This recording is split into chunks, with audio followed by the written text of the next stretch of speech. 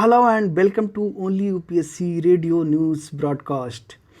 आज के इस रेडियो आर्टिकल में हम समझेंगे भारतीय संविधान का दर्शन, भारतीय संविधान की विशेषताएं एवं भारतीय संविधान की उद्देशिका क्या है। तो आइए आर्टिकल की शुरुआत करते हैं। सबसे पहले हम समझेंगे भारतीय संविधान का दर्शन क्या है। हर संविधान का एक दर्शन होता है। भारत के संविधान का भी एक दर्शन है जो जवाहरलाल नेहरू द्वारा प्रस्तावित उद्देश्य संकल्प में निहित है। यही उद्देश्य प्रस्ताव संविधान की प्रस्तावना का आधार बना और इसी ने संपूर्ण संविधान के दर्शन को मूर्त रूप प्रदान किया। इसमें निहित कुछ मुख्य बातें निम्नवत हैं। भारत एक स्वतंत्र तथा संप्रभु गणराज्य के रूप में स्थापित किया जाए। भारत की संप्रभुता का स्रोत भारत की जनता होगी। इस गणराज्य में भारत के समस्त नागरिकों को राजनीतिक, आर्थिक तथा सामाजिक समानता प्राप्त होगी। भारत के समस्त नागरिकों को विचार, अभिव्यक्ति, संस्था बनाने, कोई व्यवसाय करने, किसी भी धर्म या मत को मानने या ना मानने की स्वतंत्रता होगी। अल्पसंख्यकों, अनुसूचित जातियों तथा पिछड़े वर्गों के हितों की सुरक्षा के लिए उपयुक्त रक्षोपाय किए जाएंगे। देश की एकता को स्थायित्व प्रदान किया जाएगा। भारत की प्राचीन सभ्यता को उसका उचित स्थान व अधिकार दिलाया जाएगा तथा विश्व शांति व मानव कल्याण में उसका योगदान सुनिश्चित किया जाएगा। ये समस्त दार्शनिक तत्व वस्तुतः लोकतांत्रिक राज्य के आदर्शवादी मूल्य होते हैं और ये मूल्य ही शासन में मूलभूत होते हैं, जिससे कल्याणकारी राज्य और प्रगतिशील समाज की रचना होती है। चलिए अब बात करते हैं भारतीय संविधान की विशेषता की। हमारे संविधान में विभिन्न स्रोतों से प्रेरणा ली गई है, अर्थात ज्ञात संविधानों की उन बातों को भारतीय संविधान में शामिल किया गया है जो भारतीय परिस्थितियों के अनुसार उपयुक्त थीं। उदाहरण के लिए ब्रिटेन के संविधान से संसदीय व्यवस्था। भारतीय संविधान बृहद रूप से लिखित संविधान है। संविधान की सर्वोच्चता इसकी एक प्रमुख विशेषता है, जिसका अर्थ है कोई भी कानून या आदेश संविधान के विरुद्ध जारी नहीं किया जा सकता है। संशोधनों की प्रक्रिया के आधार पर यह अनम्य और नम्य संविधानों का मिश्रण है। भारतीय संविधान एकात्मकता की ओर उन्मुख संघीय संविधान है। संविधान के अनुपूरक विधायन की शक्ति संसद को दी गई है, अर्थात विधान बनाकर संविधान के उद्देश्य को प्राप्त करने की शक्ति संसद में निहित है। संविधान में परंपराओं की भूमिका को भी महत्व दिया गया है। इसमें मूल अधिकारों की भी व्यवस्था की गई है, साथ ही मूल कर्तव्य की भी घोषणा की गई है कि एक नागरिक के क्या क्या कर्तव्य होंगे। संविधान कानून के मूलभूत सिद्धांतों के अनुरूप व्याख्यात होता है, जैसे विधि का शासन, नैसर्गिक न्याय इत्यादि। भारतीय संविधान संसदीय प्रभुत्व और न्यायिक सर्वोच्चता में अभूतपूर्व सामंजस्य बनाए रखता है। वयस्क मताधिकार को मान्यता देता है, जिससे लोकतंत्र और मजबूत होता है। भारतीय संविधान में नीति निर्देशक तत्वों का समावेश किया गया है, जिससे राज्य को किस दिशा में आगे बढ़ना है यह निर्देश प्राप्त होता रहता है। एकल नागरिकता भारतीय संविधान की एक प्रमुख विशेषता है। स्वतंत्र न्यायपालिका की व्यवस्था भारतीय संविधान में की गई है। यह व्यवस्था लोकतांत्रिक समाज व शासन का स्तंभ है। अब बात करते हैं कि भारतीय संविधान पर अन्य देशों से ग्रहण किए गए स्रोत कौन कौन से हैं। तो पहला देश है ब्रिटेन। ब्रिटेन से संसदीय प्रणाली, संसदीय विशेषाधिकार, विधि का शासन, संवैधानिक रूप से राष्ट्रपति की स्थिति, विधायी प्रक्रिया, एकल नागरिकता, चुनाव में सर्वाधिक मत के आधार पर जीत की प्रक्रिया, मंत्रिमंडल प्रणाली और परमाधिकार।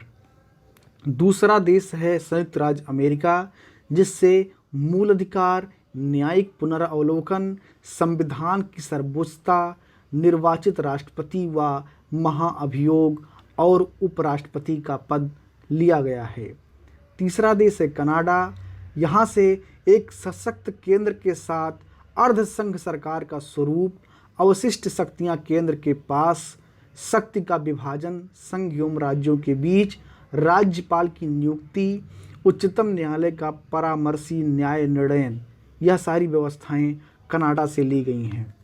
अब अगले देश की बात करते हैं, यह है आयरलैंड।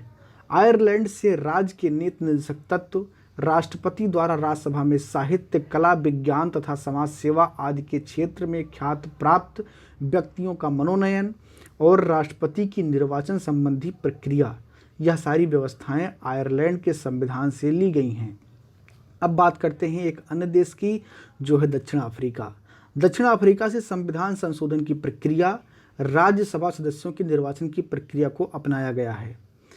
दूसरा अन्य देश है फ्रांस। फ्रांस से स्वतंत्रता, समानता और बंधुत्व का सिद्धांत तथा गणतंत्रात्मक व्यवस्था लिया गया है।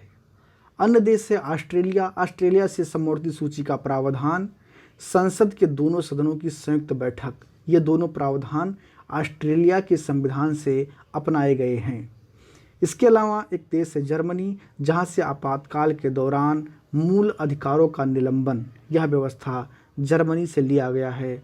जर्मनी के संविधान को वाइमर संविधान भी कहते हैं। एक अन्य देश है जापान, जहां से विधि द्वारा स्थापित प्रक्रिया को लिया गया है। इसका तात्पर्य यह है कि कानून के द्वारा जो प्रक्रिया स्थापित होगी वही लागू होगी। इसके अलावा एक देश है रूस, जिसे पूर्व में सोवियत संघ कहा जाता था। वहाँ से मूल कर्तव्य, प्रस्तावना में सामाजिक, आर्थिक एवं राजनीतिक न्याय का आदर्श, तो ये सारी व्यवस्थाएं इन भिन्न भिन्न देशों से ली गई हैं। चलिए बात करते हैं संविधान की उद्देशिका या प्रस्तावना की। प्रस्तावना या उद्देशिका किसी संविधान के दर्शन को सार रूप में प्रस्तुत करने वाली संक्षिप्त अभिव्यक्ति होती है। वस्तुतः यह उद्देशिका संविधान सभा ने 22 जनवरी 1947 को स्वीकार की, जिसे जवाहरलाल नेहरू ने 13 दिसंबर 1946 को उद्देश्य प्रस्ताव के रूप में संविधान सभा के समक्ष पेश किया था। अब आइए एक बार पूरे प्रस्तावना को समझ लेते हैं और उसमें शब्दशः क्या लिखा हुआ है, इसको भी एक बार आप सुन लीजिए और कंठस्थ भी कर लीजिए। हम भारत के लोग भारत को एक संपूर्ण प्रभुत्व संपन्न, समाजवादी, पंथनिरपेक्ष, लोकतंत्रात्मक गणराज्य बनाने के लिए तथा उसके समस्त नागरिकों को सामाजिक, आर्थिक और राजनैतिक न्याय, विचार, अभिव्यक्ति, विश्वास, धर्म और उपासना की स्वतंत्रता, प्रतिष्ठा और अवसर की समता प्राप्त कराने के लिए तथा उन सब में व्यक्ति की गरिमा और राष्ट्र की एकता और अखंडता सुनिश्चित कराने वाली बंधुत्व बढ़ाने के लिए दृढ़ संकल्प होकर अपनी इस संविधान सभा में आज तारीख 26 नवंबर 1949 मिति मार्ग शीर्ष शुक्ल सप्तमी संवत 2006 विक्रमी को एतद द्वारा इस संविधान को अंगीकृत, अधिनियमित और आत्मार्पित करते हैं। अब बात करते हैं संविधान के प्रस्तावना से संबंधित अन्य मामलों की। प्रस्तावना संविधान के अर्थ निर्धारण में उपयोगी है, यह बात बेरुबारी मामले में सर्वोच्च न्यायालय ने स्पष्ट किया था कि प्रस्तावना का मूल महत्व संविधान के अर्थ निर्धारण में है। इसके अलावा एक अन्य केस, जिसे केशवानंद भारती बनाम केरल राज्य कहा जाता है, यह केस 1973 में सुप्रीम कोर्ट के संज्ञान में आया। इस मामले में अधिकतर न्यायाधीशों ने संविधान सभा के वाद विवाद का हवाला देते हुए निर्णय दिया कि उद्देशिका संविधान का अंग है, अतः उद्देशिका में भी संशोधन किया जा सकता है, परंतु यह संशोधन आधारभूत संरचना के सिद्धांत के अधीन होगा। इसका प्रयोग संविधान की व्याख्या के लिए किया जा सकता है। तो इसी केस में आधारभूत संरचना या मूल ढांचे का सिद्धांत दिया गया। इसके अलावा उद्देशिका में केवल एक बार 42वें संविधान संशोधन अधिनियम 1976 के द्वारा संशोधन किया गया। इस संशोधन में 3 नए शब्द समाजवादी, पंथनिरपेक्ष और अखंडता जोड़े गए। प्रस्तावना परिवर्तनीय नहीं है, अर्थात इसकी व्यवस्थाओं को लागू कराने के लिए न्यायालय का सहारा नहीं लिया जा सकता है, यह प्रस्तावना का एक अन्य गुण है। तो इस प्रकार आपने भारतीय संविधान का दर्शन, भारतीय संविधान की विशेषता और संविधान की उद्देशिका को आपने इस आर्टिकल में सुना। इसी प्रकार अन्य महत्वपूर्ण मुद्दों पर आर्टिकल सुनने के लिए ओनली यूपीएससी को सब्सक्राइब करें, नोटिफिकेशन ऑन कर लें ताकि आपको सारे आर्टिकल का नोटिफिकेशन मिलता रहे। बाकी अपने सवाल या अपने पसंद के विषय को आप कमेंट बॉक्स में ज़रूर लिखें। धन्यवाद।